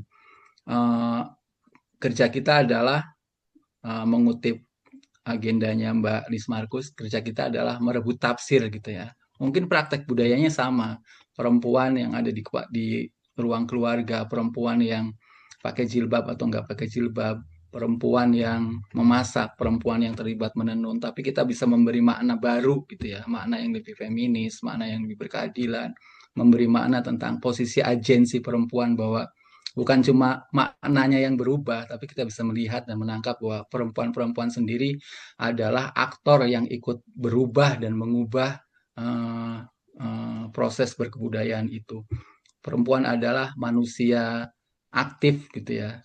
Kalau mengutip judul bukunya Kuncharaningrat, kalau nggak salah, Manusia dan Budayanya, perempuan bukan dalam posisi selalu pasif yang selalu menerima apa saja yang dikonstruksi, tapi perempuan adalah manusia-manusia yang aktif, yang punya agent, yang menjadi subjek dalam proses berkebudayaan itu. Saya menunggu paper-paper lengkap yang dipresentasikan di sesi ini, walaupun nanti akan ada proses seleksi lagi, tapi semoga bisa dituliskan gitu ya, sehingga kita bisa lebih memahami lebih dalam apa yang dibicarakan hari ini.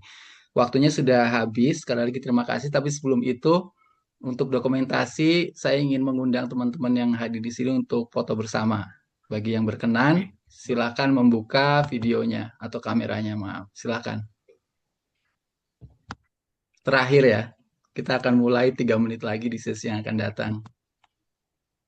Sudah semua yang pengen buka kamera? Saya hitung 1, 2, 3, kita cuma punya 1 layar. Oke, terima kasih sekali lagi. Nanti kita bisa akses hasil rekaman dari sesi ini di kanal YouTube Let's Talk, youtube.com/letstalk. Sekali lagi terima kasih, sampai ketemu di Terima sesi kasih yang Mas Farid. selanjutnya. Terima kasih Pak Farid Ya, yang luar Tuhan biasa sudah biografinya. bergadang. Ya, terima Sudah kasih. bergadang. Terima kasih.